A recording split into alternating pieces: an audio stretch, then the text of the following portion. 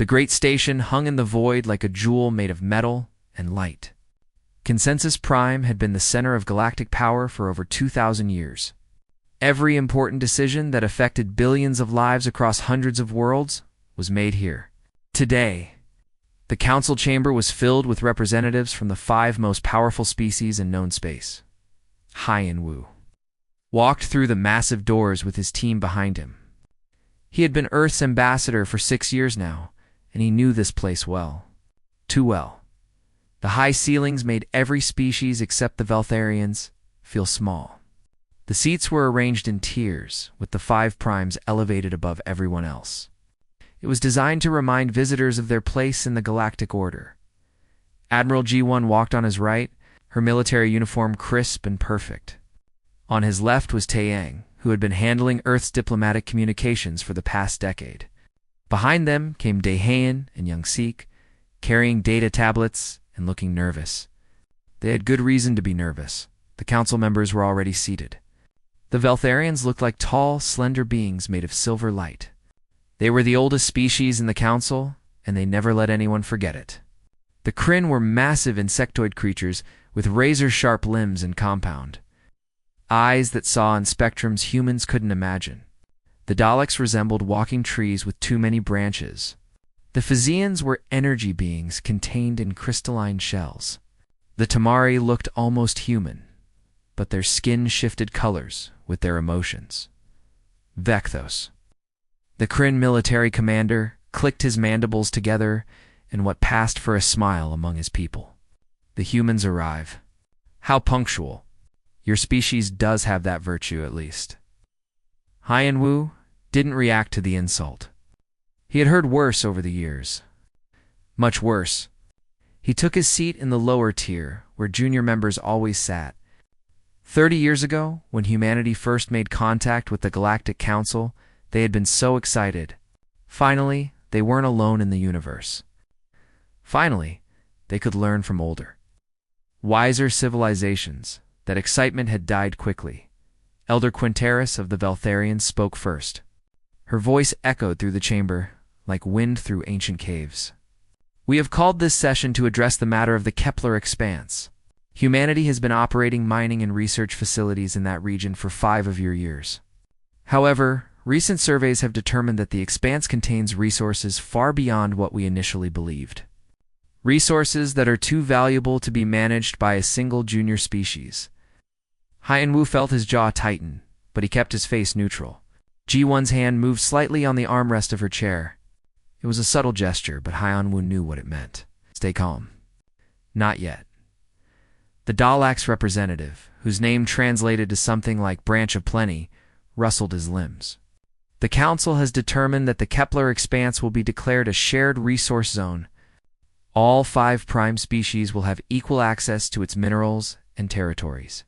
Humanity will retain a 10% share in recognition of your discovery efforts. 10% of something humanity had found, explored, and developed with their own ships and their own people. 10% of what was rightfully theirs. Taeyang leaned close to Hyan-Wu. This is worse than we thought, he whispered. It gets worse, Hyan-Wu whispered back. Vecto stood up, his enormous frame casting shadows across the chamber. To ensure smooth transition of authority, Council peacekeeping forces will be deployed to the Kepler Expanse within the next standard month. Human facilities will be inspected for compliance with galactic resource management protocols.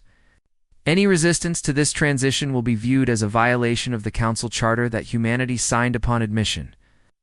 The Tamari representative, whose skin was currently swirling with shades of orange and red, added in a softer tone, "We understand this may seem harsh, but humanity is still young.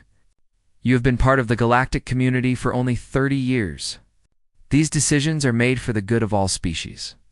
In time, you will understand our wisdom." Young Sik made a small sound in his throat, something between a laugh and a growl. Hyan-Wu shot him a warning look. "The Council will now hear Earth's response," Quinteris announced. "We expect your acceptance of these terms. It is, after all, not truly a negotiation." Hyan-Wu stood slowly. Every eye in the chamber turned to him. He had prepared a speech. He had brought data showing how unfair this was. how humanity had invested billions of credits and countless lives into developing the Kepler expanse. He had legal arguments and moral appeals ready. He decided not to use any of them. The human delegation requests a recess, Haiyan Wu said clearly. 6 hours. The council members looked at each other. This wasn't the response they expected. They probably thought he would argue or beg. The Physian representative pulsed with light. Very well. 6 hours is granted. We suggest you use this time to accept the inevitable. Haiyan Wu bowed slightly and turned to leave.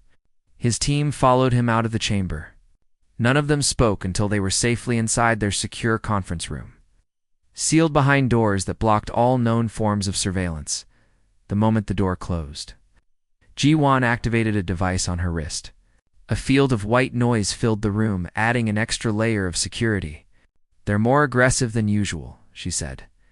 They're getting desperate, Daihan replied, opening his data tablet. I've been analyzing council economic reports for the past year. They're facing resource shortages they haven't publicly acknowledged. The Kepler expanse isn't just valuable. It's critical to their continued dominance. Young-Sik pulled up holographic displays showing star maps, which is exactly why we can't give it up. The expanse contains element deposits that could revolutionize our energy production. If we hand it over, we'll be dependent on council technology forever. Taeyong sat down heavily in a chair. So what do? If we refuse, they'll send their fleet. We can't fight the entire council. Guan looked at Haiyan Wu. Something passed between them, an understanding built over years of working together. Tell them, she said. Haiyan Wu nodded. He walked to the center of the room and took a deep breath. What I'm about to tell you has been classified at the highest levels of Earth's government. Only a handful of people in the entire human sphere know the full truth. He pressed a control on the table. New displays appeared, showing military readiness reports, fleet compositions, and technological specifications that made Young-Sik's eyes go wide. For the past 15 years, Haiyan Wu continued, humanity has been fighting a war. What? Taeyong stood up. That's impossible. We would know. It's been kept quiet, Ji-Wan said. Border skirmishes with Kryn exploration fleets that kept probing our outer colonies, testing our defenses, seeing how far they could push before we pushed back. The council knew about it. They approved it. They wanted to see if we would break. Daehyun pulled up combat logs, casualty reports, and sensor data showing dozens of engagements between human and Kryn forces. We didn't break. We learned. Every fight taught us something about their tactics, their weapons, their weaknesses, and we used that knowledge. Young-Sik was scrolling through technical specifications, his face growing pale. These weapon systems. These ship designs? This isn't what we've been showing the council, Haiyan Wu said. It's not. While we've been playing the role of grateful junior members, Earth's military and scientific communities have been working day and night. We've made breakthroughs the council doesn't know about. We've built fleets they've never seen. And we've been preparing for this exact moment. Preparing for what? Taeyong asked, though his voice suggested he already knew the answer. Haiyan Wu looked at each of them in turn. Preparing to walk away. Preparing to tell the Galactic Council that we're done accepting their rules, their insults, and their theft. Preparing to stand on our own. The room was silent for a long moment. Then Young-Sik laughed, short and sharp. They're going to lose their minds. Yes, Ji-Wan said with a cold smile. They are. When the 6 hours were up, the human delegation returned to the council chamber. The 5 primes were already seated, looking bored and confident. They clearly expected humanity to accept their demands with maybe a few token protests for dignity's sake. Haiyan Wu walked to the speaking platform. He didn't bring any notes.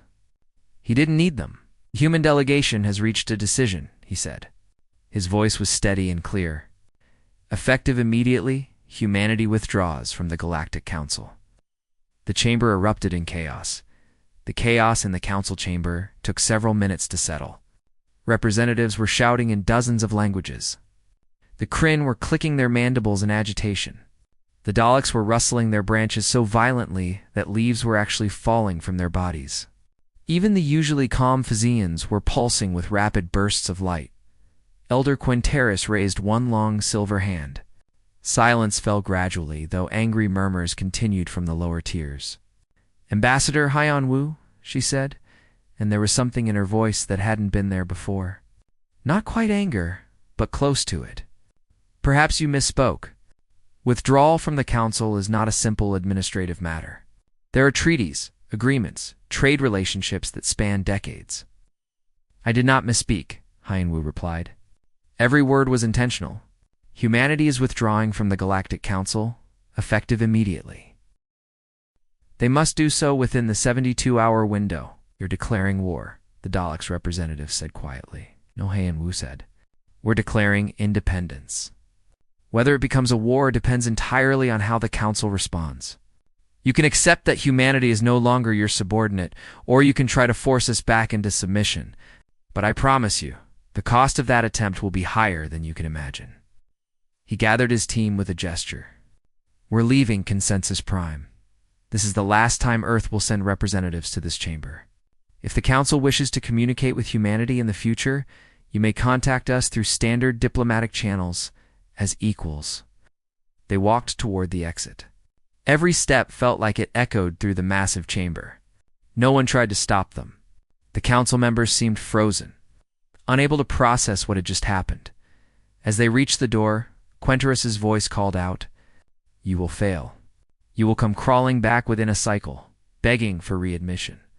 No species stands alone. The galaxy will crush you." Haiyan-Wu paused and looked back. "Maybe, or maybe you'll finally understand that humanity's greatest strength is that we never know when to quit." The doors closed behind them, and the Galactic Council was left to contemplate its first real rebellion in 2,000 years. 2 weeks had passed since humanity walked out of the Galactic Council. 2 weeks of emergency sessions, heated debates, and increasingly aggressive rhetoric. The Council chamber on consensus. Prime had never seen such chaos in its 2,000-year history. Elder Quinteris stood before the assembled representatives, her silver form seeming dimmer than usual. The strain of the past weeks showed even on a being who had lived for over a millennium. "We cannot allow this insult to stand," she said. "Humanity's defiance threatens the very foundation of galactic order. If one species can simply withdraw, claim territory, and ignore Council authority, what stops others from doing the same?" Around the chamber, representatives nodded in agreement. Some looked worried. Others looked angry. A few looked thoughtful in ways that made Quinteris even more nervous. The Tamori representative, whose name was Sula, stood with her skin showing calmer blue tones than it had in weeks. "Perhaps we should consider negotiations." The humans made valid points about the resource distribution. "We could offer them a better arrangement for the Kepler expanse." Negotiations? Vectis's mandibles clicked sharply. They walked away from negotiations. They presented us with demands and showed us weapons they built in secret. This is not a species that wants to talk. This is a species that wants to challenge our authority. The Daleks' representative, who had spent the past 2 weeks calculating potential economic losses, rustled his branches nervously. A military conflict would devastate trade routes throughout 3 sectors. The economic impact would be felt for decades. Perhaps economic sanctions would be more appropriate. We could blockade human space, prevent them from trading with other species. "Economic warfare is still warfare," one of the minor council members said, "and it would hurt us as much as them. Earth produces agricultural products that feed billions across 12 worlds. Their industrial output has become essential to manufacturing supply chains. We're more connected to them than we'd like to admit." Quenteris felt a headache forming, which was remarkable considering her species rarely experienced such things. "The question is not whether we take action. The question is what action we take. Military? Economic? Diplomatic? We must decide." The Physian representative, who had been silent throughout most of these sessions, pulsed with light. When Physians spoke, their words appeared as thoughts directly in the minds of others. "The humans showed us a fleet. They showed us technologies, but we do not know if any of it is real. Perhaps it was an elaborate deception, meant to make us hesitate. Vectos seized on this.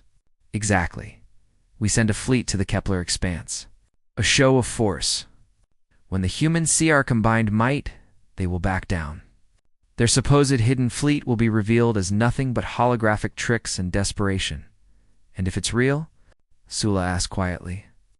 Then we destroy it, Vectos said simply. We remind them why the Council has maintained peace for 2 millennia. We remind every species in the galaxy what happens when you challenge the established order. The debate continued for hours, but the outcome was inevitable. The Council had painted itself into a corner. They couldn't appear weak. They couldn't let humanity's rebellion go unpunished. And they couldn't believe that a species barely a century into space travel could actually stand against them. The vote was close, but it passed. A Council fleet would be assembled. The largest military force in 3 centuries would travel to the Kepler expanse. They would reclaim it by force if necessary. And they would show humanity the price of arrogance. Vectos himself volunteered to command the fleet. 300 warships from all 5 prime species and a dozen minor members. It would be a coalition armada, a symbol of unity and power. Surely the humans would see it and understand their mistake. On Earth. In a secure command center buried deep beneath Geneva, Admiral G1 watched the reports coming in from human intelligence networks. Captain Minji's stealth reconnaissance fleet had been shadowing Council ship movements for weeks. Every vessel that left port was tracked. Every communication was intercepted and decoded. The humans knew exactly what was coming. 300 ships, Defense Minister Biora said, studying the tactical displays. They're serious. They're predictable, Juan replied. She had been preparing for this moment for 15 years. Every combat simulation, every tactical drill, every war game had led to this point. They think overwhelming numbers will make us surrender without a fight. They're thinking like Council species always think. More resources equals victory. President Sung Ho entered the command center, accompanied by Haiyan Wu. The president looked tired but determined. The Council has officially announced their fleet departure. They're calling it a peacekeeping mission to restore order in disputed territories. Very diplomatic language for an invasion. They still don't understand, Haiyan Wu said. They still think we're bluffing. That we'll see their fleet and back down. Then we'll have to educate them, Jiwan said. She activated the communication system that linked to every human military vessel scattered across dozens of star systems. All units, this is Fleet Command. Initiate Operation Clarity. The Council is coming. Let's show them what humanity has become. The Kepler expanse was beautiful. Nebulae glowed with colors no human language had names for. Young stars burned bright and fierce. Asteroid fields rich with rare elements drifted in complex patterns. And in the center of it all was Kepler Station, a massive human facility that had been the pride of Earth's expansion efforts. When the Council fleet arrived, they expected to find defensive platforms, maybe a small flotilla of human ships protecting the station. Instead, they found nothing. The station was dark. Automated defenses were offline. Not a single human vessel was visible on any scanner. Vectos sat in the command chair of his flagship. A massive Kryn dreadnought called the Enforcer scanned the entire sector. Where are they? No contacts, Commander, his sensor officer reported. The station appears to be evacuated. No life signs. No power signatures beyond minimal automated systems. They ran, one of the Veltharian ship commanders said over the communication network. They saw us coming and abandoned their claims. The rebellion is over before it began. But Vectos was not convinced. Something felt wrong. The humans had been too confident, too prepared. Maintain alert status. Full sensor sweeps. I want to know about every asteroid, every piece of debris, everything in this system, Commander, the communication officer said suddenly. We're receiving a transmission. Audio only. It's broadcasting on all frequencies. Put it through. Admiral G1's voice filled the bridge of every Council ship simultaneously. Council Fleet, this is Fleet Admiral G1 of the Terran Defense Forces. You have entered sovereign human territory without authorization. You have 72 hours to withdraw. This is your only warning. Vectos clicked his mandibles in amusement. Admiral Juon, show yourself. Where is this great human fleet we were told about? Where are your hundreds of warships? I see only empty space. Look closer, Guan said. And then the human fleet appeared. They didn't jump in from faster than light. They didn't emerge from behind asteroids or planets. They simply appeared, as if they had been invisible in O's to reveal themselves. Stealth technology far beyond anything the Council possessed.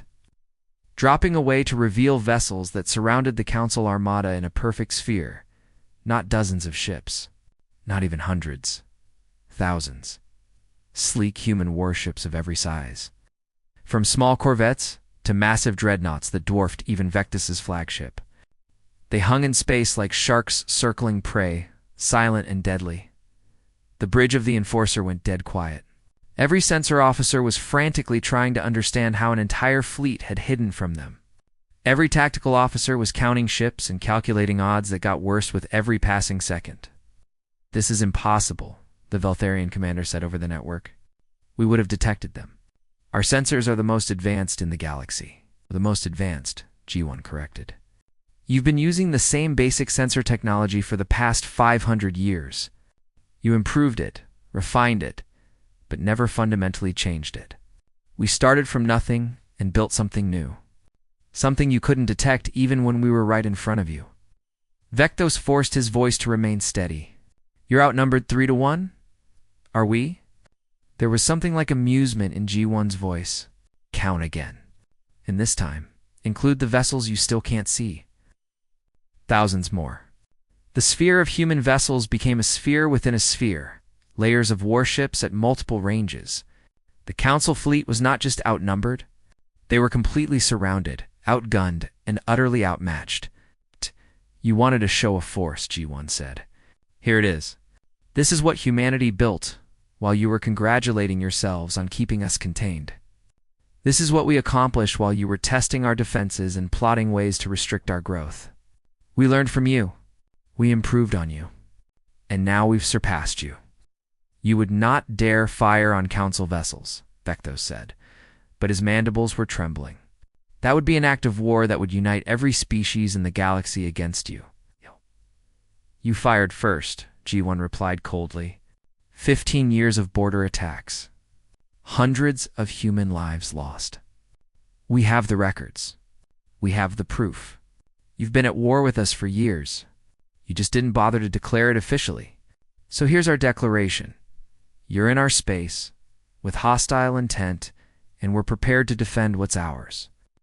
The first human weapons fire came without warning, not at the Council ships themselves, but at something far more valuable. In 30 seconds, every Ansible communication device in the Council fleet went dead. The entire armada was cut off from Council space. Unable to call for help or receive orders, they were alone, isolated. Facing an enemy they had completely underestimated, the Battle of Kepler's expanse lasted 6 hours. To the Council fleet, it felt like 6 years. To the human forces, it was a carefully orchestrated demonstration of capabilities that had been refined through years of preparation. The Council ships tried to fight back. Of course they did. 300 warships representing the most powerful military forces in known. Space could not simply surrender without attempting resistance.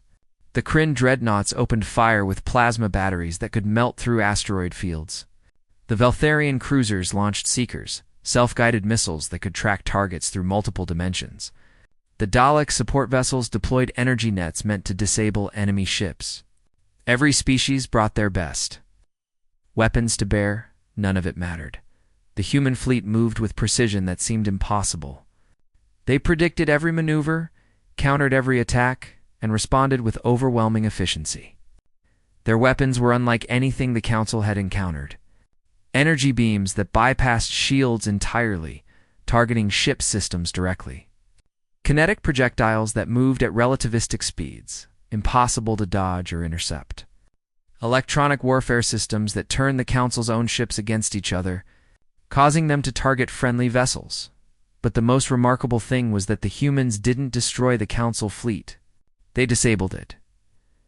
Vacus watched in horror as his mighty armada was systematically dismantled. Weapon systems shorted out from electromagnetic pulses. Engine cores were carefully hit in ways that shut them down without causing catastrophic explosions.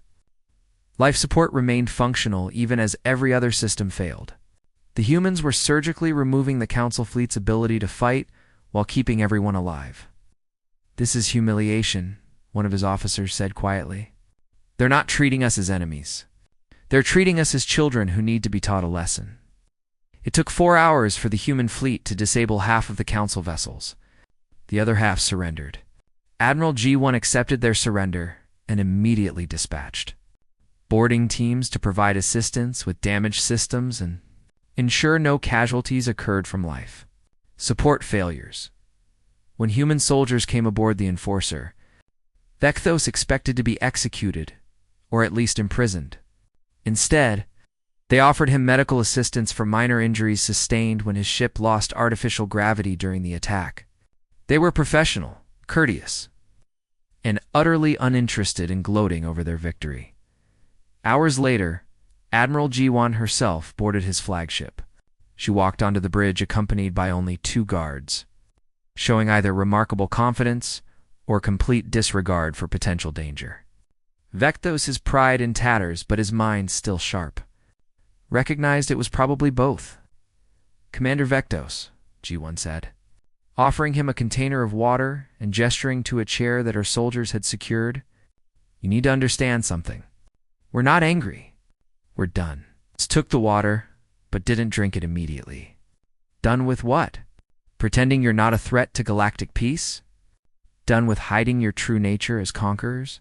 Done with being treated as inferior?" G1 said simply. She sat across from him, casual and relaxed, despite being on an enemy warship. "For 30 years, humanity accepted Council authority. We followed your rules. We listened to your advice. We swallowed our pride every time you insulted us, or restricted us, or took what was ours. And the entire time we were learning to betray us. Learning from you," Guan corrected. "Every treaty you wrote taught us about galactic law. Every trade agreement showed us economic manipulation. Every border skirmish revealed tactical doctrine. Every insult demonstrated your assumptions about primitive species. You gave us 30 years of education in exactly how the Council operates, what its weaknesses are, and how to counter its strengths." She pulled up a holographic display showing the distribution of forces during the battle. "Did you notice that we targeted each species differently? Kryn ships lost weapons first, then propulsion, because your culture values offensive capability above all. Veltharian vessels lost sensors, then weapons, because your doctrine relies on information superiority. Dalek's ships lost their support systems, isolating them from the fleet. We didn't just fight you. We fought each of your species according to their specific vulnerabilities. Vulnerabilities we learned by studying you for 3 decades. Vecthos' mandibles clicked slowly. It was a gesture of acknowledgement among his people. "You're saying that our own openness, our willingness to include you in the Council, gave you the tools to defeat us?" Giwan said without hesitation. "You thought you were teaching children? You were actually arming an enemy. Except we didn't have to be enemies. That was your choice. We made you strong, and you used that strength against us. This proves we were right to limit your expansion." "No." Guan's voice became harder. "It proves you were fools to think limitations would work. You can't keep a species contained forever. Eventually, they'll grow beyond your walls, or they'll break them down. We chose to grow. And when you tried to take what we'd built through that growth, we chose to break the walls." She deactivated the display and leaned forward. "Here's what you need to understand, Commander. This wasn't revenge. This wasn't aggression. This was self-defense. You came here with 300 warships to forcibly seize human territory. You came to reassert dominance through military might, and we stopped you. That's all this was. You could have destroyed us," Vecthos said quietly. "Yes, but you didn't. Why?" "Because we're not you," G1 said. "We don't need to crush. You two feel powerful? We just needed you to understand that you can't crush us either." President Sung-ho is prepared to deliver a speech that would be broadcast to every human world and transmitted to every council planet. The message would be impossible to ignore, possible to misinterpret. Hyanawu stood beside him in the briefing room, reviewing the speech one final time. "This is going to change everything," he said. "Everything already changed," Sung-ho replied. "This just makes it official." The broadcast began. Sung-ho stood before cameras that would carry his words across light years. "Citizens of Earth, colonies of humanity, and members of the Galactic Council," he began. "Today I address you not as a supplicant seeking approval, but as the leader of a free and independent people." He explained the events at Kepler Expanse. He showed footage of the battle, carefully edited to demonstrate both human capability and restraint. He displayed the evidence of Council-approved attacks on human colonies over the past 15 years. He presented it all calmly, factually, without excessive emotion or rhetoric. For 30 years, humanity accepted a subordinate role in galactic affairs. We did this out of hope that cooperation was possible. We believed that by proving ourselves worthy, by demonstrating our value, we would earn respect and equal treatment. We were wrong. The Council never intended to treat us as equals. They intended to keep us as permanent dependents, useful for labor and resources, but never truly partners. We answered their hope with exploitation, Sung-ho continued, his voice growing stronger. They answered our patience with ultimatums. They answered our cooperation with secret attacks on our people. So now we answer them with clarity. Humanity will no longer negotiate from a position of subordination. We are not your students, your children, or your subjects. We are your equals, whether you accept it or not. We will defend our territories, our people, and our rights. We will trade with any species willing to treat us fairly. We will ally with any civilization that respects our sovereignty. And we will oppose any force that seeks to dominate or control us." He paused, letting the words sink in across 100 worlds. "To the Council, I say this. You can accept the new reality, or you can fight against it. But understand that fighting humanity will not restore the old order. It will only destroy what remains of your authority. Other species are watching. They're seeing that the Council can be challenged. They're seeing that the old rules can be broken. How you respond to us will determine how they respond to you. To every species in the galaxy, I extend an offer. Join us in building something new. The Terran Coalition welcomes any civilization tired of Council dominance. We offer fair trade, mutual defense, and equal representation. No species will be superior to another. No ancient empire will dictate terms to younger civilizations. We will build a galaxy based on partnership, not hierarchy." The speech continued for another 10 minutes, outlining principles and policies, but those opening words were what mattered. Those words would be quoted and analyzed for years to come. Within hours, the responses began. 12 minor species, those who had long been ignored or exploited by the Council, formally requested to join the Terran Coalition. More would follow in the coming days and weeks. On Consensus Prime, the Council chamber was in chaos again. But this time, the chaos was different. It wasn't united outrage at humanity's defiance. It was fragmented panic as Council members realized their authority was crumbling. The Veltharians demanded immediate military escalation. They wanted every available warship to mass against Earth itself.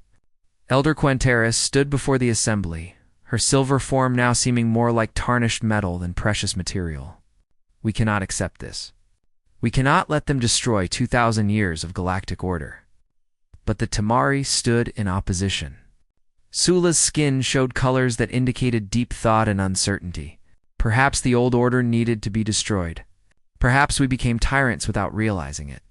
Perhaps we forgot that wisdom is not the same as age, and power is not the same as right. The Daleks were calculating economic disaster scenarios. Their trade empire was built on Council monopolies and favorable agreements that depended on Council authority being absolute. If that authority failed, their entire economic structure would collapse. The Kryn military was facing internal rebellions. Young officers who watched the Battle of Kepler Expanse were questioning their leadership. How could their supposedly invincible fleet be so thoroughly defeated? What did it mean that humans, whom they'd been taught to see as primitives, could outfight them so completely? The Fesians, who had been silent throughout most of the crisis, finally spoke. Their thought voice echoed through the minds of every council member. Perhaps we have forgotten that wisdom is not the same as age. Perhaps in our certainty we became blind. The humans offer us a choice. We can cling to what we were and fade into irrelevance. Or we can accept what they are offering and become something new. The galaxy stood at a crossroads, and for the first time in 2 millennia, the Galactic Council didn't know which path to take. 3 months after the Battle of Kepler Expanse, the galaxy looked completely different. The change wasn't just political or military. It was fundamental, affecting every level of galactic society from trade routes to cultural exchanges. The Galactic Council still existed. Technically, the 5 Prime species still held their seats in the Grand Chamber on Consensus Prime, but their chamber felt emptier now. 17 species had formally withdrawn to join the Terran Coalition. Dozens more were openly negotiating with humanity while maintaining nominal council membership. The balance of power had shifted in ways that couldn't be reversed. On the new coalition station orbiting Earth, Ambassador Han-Wu reviewed membership applications from 3 more species. Each application represented a civilization, choosing to abandon the old order in favor of something uncertain but potentially better. It was both exciting and terrifying. "We're making this up as we go," Taeyong said, reviewing the draft charter for the coalition's governing structure. The council had 2,000 years to establish their procedures. We've had 3 months. Which means we can avoid 2,000 years of accumulated mistakes, Han-Wu replied. Every rule the council created served someone's interest, usually the interest of whoever was already powerful. We have a chance to build something that actually serves everyone. The door opened, and Defense Minister Buar entered, looking exhausted but satisfied. The Joint Patrol Program is exceeding expectations. Coalition ships and former council vessels working together to protect trade routes from pirate raids. 6 months ago, I would have said it was impossible. 6 months ago, we were preparing to go to war with the council. Young Seek added from where he was working on his data tablet. Now we're stealing their best ideas and improving on them. The research collaboration between human scientists and Veltharian theorists is producing results neither species could achieve alone. Han-Wu allowed himself a small smile. The hardest part isn't getting species to join us. It's getting them to believe that we mean what we say about equal representation. They keep waiting for humanity to start acting like the council did, to establish ourselves as the new dominant power. Some of our own people want that too, Bora said quietly. I've seen the proposals from certain military factions. They think we should leverage our current advantage, establish humanity as the first among equals, and become exactly what we fought against, Taeyong said. No, if the coalition is going to mean anything, it has to be genuine. Real equality, real partnership, even when it's inconvenient for us. The intercom activated. Ambassador Han-Wu, you have a priority communication request. It's marked as personal and confidential. The source is Consensus Prime. Everyone in the room looked at each other. Communications from Consensus Prime weren't unusual, but personal and confidential ones were. Han-Wu gestured for privacy, and the others left the room. He activated the secure channel, and a holographic figure appeared before him. Elder Quentaris. The ancient Veltharian looked even more worn than she had 3 months ago. The silver glow that usually surrounded her had dimmed noticeably. Ambassador Han-Wu, she said formally, I request a private meeting. Not as representatives of our governments, but as 2 individuals who need to have an honest conversation. I'm listening. Not here. Not on your station or mine. Somewhere neutral. There's a trading post in the Halia system run by the Telex. They have rooms where meetings can occur without surveillance or political implications. Han-Wu considered this for a long moment. Why? Because I need to understand something, Quentara said. And because the council needs to understand something. And because if we don't find a way forward, The next 3 months will make the past 3 look peaceful. Against the advice of his security team, Hanwoo agreed to the meeting. 3 days later, he sat in a private room on Halia Station, a neutral trading post that catered to species from across the galaxy. The room was simple, designed to accommodate various physiologies. With adjustable gravity and atmosphere, Quintaris arrived alone, which surprised him. An elder of the Veltharians never traveled without attendants. She sat across from him in a way that would have been undignified for someone of her status. She looked tired in a way that transcended physical exhaustion. "Thank you for coming," she said. "I know you had no reason to trust this wasn't a trap. If it was a trap, you picked a poor location for it," Hyenwu replied. "The Telex don't tolerate violence on their stations. They'd space both of us before asking questions." Quintaris made a sound that might have been a laugh. "Practical. That's very human of you." She was silent for a moment, then asked, "What do you really want?" "I gave a speech explaining exactly what we want." "That was politics. I'm asking you, personally, what you want." "What does Hoyeonwoo want? Not what does humanity's ambassador want?" Boy considered the question. "I want my children to grow up in a galaxy where they're judged by what they do, not what species they are. I want human explorers to find new worlds without worrying that some ancient treaty will steal their discoveries.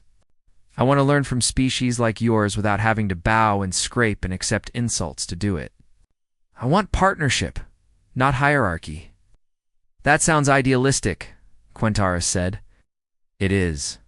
But idealism backed by enough firepower to defend itself becomes practical policy." Quintaris was silent again. When she spoke, her voice was different.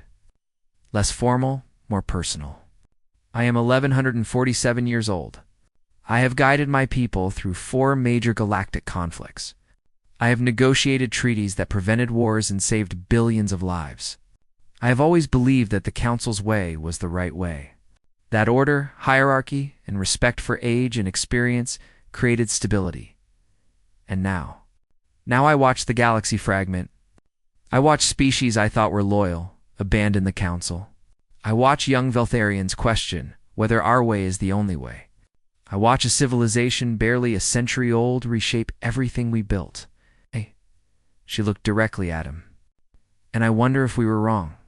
If I was wrong?" "For over 1,000 years, you weren't entirely wrong," Hanwoo said.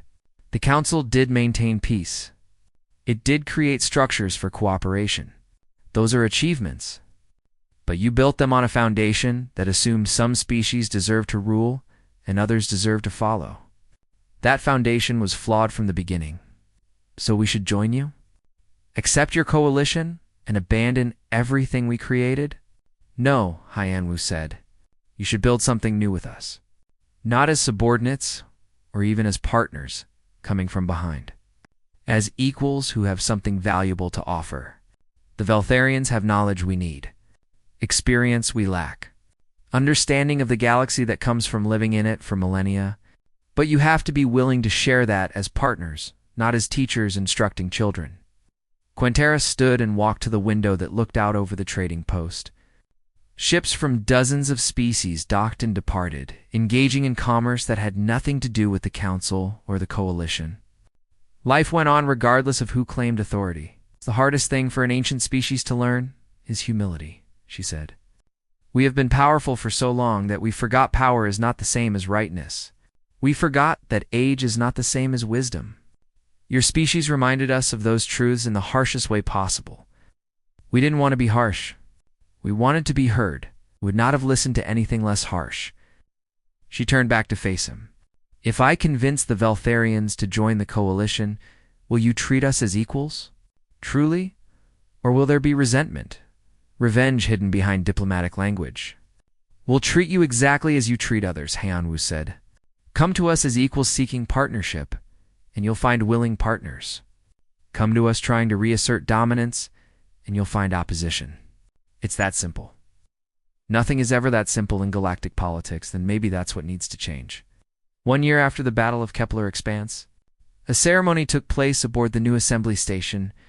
It was built in neutral space, designed to be the seat of the Galactic Assembly that would replace the old Council. The architecture blended elements from dozens of species. No one civilization dominated the design. There were no tiers, no elevated platforms. Every representative sat on the same level. Haiyan stood with delegates from 73 species as they prepared to sign the new covenant.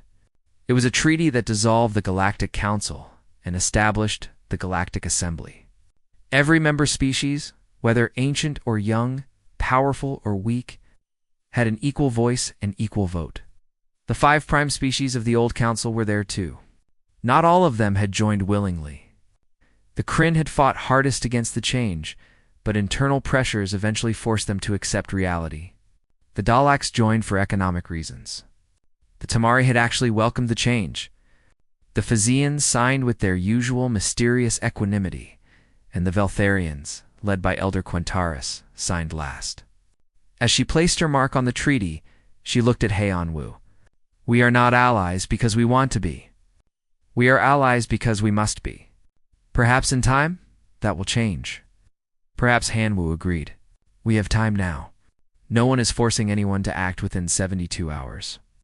Admiral G1 stood nearby with Commander Vecthos, who had become something unexpected, a friend. They had fought against each other, and that shared experience had created a strange mutual respect. Now, they were working together to reorganize the galactic military structure into something less hierarchical and more cooperative. Your tactics at Kepler were brilliant, Vectos admitted. Brutal in their efficiency, but designed to minimize casualties. That restraint impressed many in the Kryn military. We respect strength, but we respect strength with honor more. We learned that from studying your culture, Giwan said. Kryn military philosophy emphasizes the warrior's code. We tried to fight in a way that would earn respect rather than just fear. It worked. Though I still have nightmares about those stealth ships of yours. Young Seek was in another section of the station, working with a Veltharian named Sora, who had spent 300 years studying dimensional physics. Together, they were developing theories that neither species could have reached alone. The combination of human, innovative thinking and Veltharian accumulated knowledge was producing breakthroughs at an unprecedented rate. Your species thinks differently than ours, Sora explained. We Veltharians tend to refine existing knowledge, perfecting what we already understand. You humans keep trying things that shouldn't work, and occasionally you discover they do work for reasons we never considered. Reckless experimentation combined with ancient wisdom, Young Seek said with a grin. We're going to do amazing things together. President Sung-ho delivered the closing speech at the ceremony. He spoke about the difficult path that had led them here, about the sacrifices made and the hard lessons learned. But mostly, he spoke about the future. We didn't end negotiations to make enemies, he said. We ended them because they were never negotiations at all. They were edicts dressed up as discussions. Now, for the first time, we can truly talk as equals. Now we can build something worth building. The old council maintained peace through hierarchy. The assembly will maintain peace through partnership. It won't be easier. It will probably be harder. When everyone has an equal voice, agreement becomes more difficult to reach. But those agreements will be stronger, fairer, and more lasting because everyone helped create them. To the species who joined us early, who took a chance on humanity's vision, thank you. To the species who opposed us and now join us, welcome. There is no shame in changing course when the old path no longer serves. To all of us, old and young, powerful and small, we begin something new today. Let's make it better than what came before. As the delegates departed, Haiyan stood with Taeyan, looking at Earth through the station's massive viewing windows. Do you think it will last? Taeyong asked. Haiyan watched ships from 100 different species docking at the new assembly station. The council lasted because everyone was too afraid to challenge it. This will last because everyone has a reason to preserve it. That's the difference between order imposed and order chosen. That's optimistic. Someone has to be. Besides, we're humanity. Being unreasonably optimistic in the face of overwhelming uncertainty is kind of our thing. Yang Laughed. That's one way to describe it. Others might call it stubborn stupidity. Those are the same thing, looked at from different angles. The galaxy continued to turn. New trade routes opened. Old hostilities faded, though some would take generations to fully heal. Species that had never interacted began sharing knowledge and culture. Problems remained, of course. The Assembly faced challenges the Council never had to address because the Council simply imposed solutions. But those problems were solved through discussion. Debate and compromise rather than dictate. It was messy and inefficient and frustrating. It was also fair. And fairness, humanity had learned, was worth fighting for. The Galactic Council had trembled when humanity ended all negotiations. What they didn't understand at the time was that humanity wasn't ending communication. They were demanding that real communication finally begin.